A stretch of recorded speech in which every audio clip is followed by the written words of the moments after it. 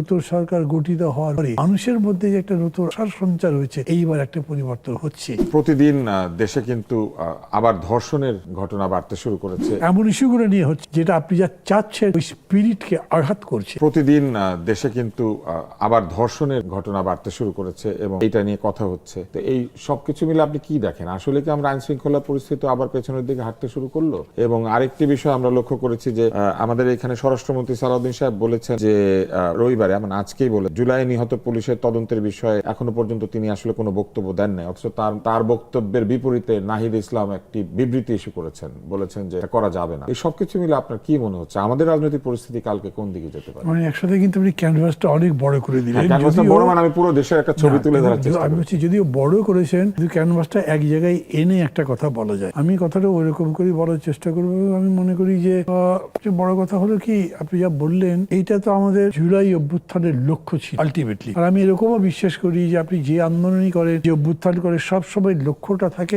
আরো সুন্দর জীবনের জন্য। সেটা সমাজ জীবন, রাষ্ট্রিক জীবন, আমাদের সবার ধারণা ছিল যে উন্নতি হবে, ব্যক্তি পারিবারিক জীবন, সবকিছুতে গুণগত রূপান্তর হবে এবং এটার জন্য একটা সমাজ চেতনা গড়ে তুলতে আসতে হয়। অভ্যুত্থানের সময় এটা হয়েছিল, গ্র্যাজুয়ালি এটা কিন্তু কমতে শুরু করেছিল। আমি বলছি এখন আমার এরকম বোধ হচ্ছে, এটা শুনলে অনেকে হয়তো কষ্ট পাবেন, কিন্তু আমার কথা ভুল হলে তো ভুল, আপনাদের কষ্ট পাওয়ার কিছু নেই, কিন্তু ঠিক মনে হলে রেকটিফাই করা উচিত।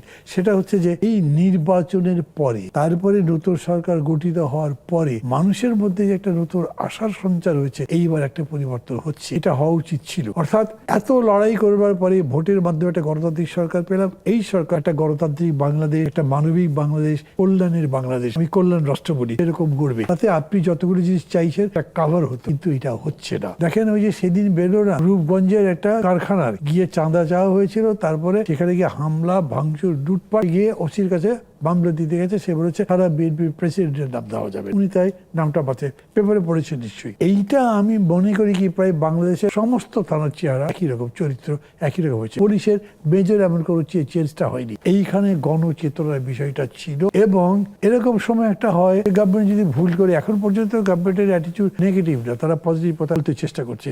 এই যে আপনি একটা ইফতার পার্টির কথা বললেন, ইফতার পার্টিতে প্রাইম মিনিস্টার গেলেন, এরকম কেউ আগে গেছে কিনা আমার মনে পড়ছে না। আমাকে, আমি তো ইফতার পার্টিতে গেছিলাম, ইফতার পার্টির পরে আমাকে কেউ বললো, ভাই এটা তো বাংলাদেশের প্রথম। আমি মনে করতে পারলাম এটা কেউ গেছে কিনা। ইটস এ গুড সাইন যে উনি গেছেন। যাওয়ার পরে বক্তৃতা কিন্তু দুইজনই করেছেন, যদিও জামাতের যিনি প্রধান তিনি বেশি করেছেন এবং তিনি খুবই কোঅপারেটিভ একটা বক্তৃতা করেছেন। আমার কাছে মাঝে মাঝে মনে হয়েছে যে ঠিক অপোজিশনের টোন হলো না, একটু বেশি করে কম্প্রোমাইজিং। আর প্রাইম মিনিস্টার আসলে এই টাচ খুবই কম করেছে, উনি সাধারণভাবে বলেছেন ভালো। মানে তারপরেও তারা মিলে কিন্তু বলবার কথা, কমনলি যদি এই অ্যাপ্রোচ করে, আমাদের নিজেদের পজিশনের লড়াই আছে, কিন্তু এই বিষয়ে আমরা একসাথে কাজ করব। আপনি স্পেল আউট করেন, আপনি একটা প্রশাসন ঠিক মতো করবেন, এটা জনপ্রশাসন হয়, একটা পুলিশ করবেন যেটা জনবান্ধব হয়, এটার জন্য এই করবেন। এর বাইরে যদি কিছু ব্যতিক্রম হয়, দলবাজি নয়, চাঁদাবাজি নয়, কোনো কিছু আমরা অ্যালাউ করবো। একটা জাগরণের মতো যদি হতো, তাইলে এটা করতে পারতেন। আমি তো এটা অ্যাবসলিউটলি মিসিং দেখছি। ইস্যুগুলো নিয়ে হচ্ছে যেটা আপনি যা চাচ্ছেন ওই স্পিরিটকে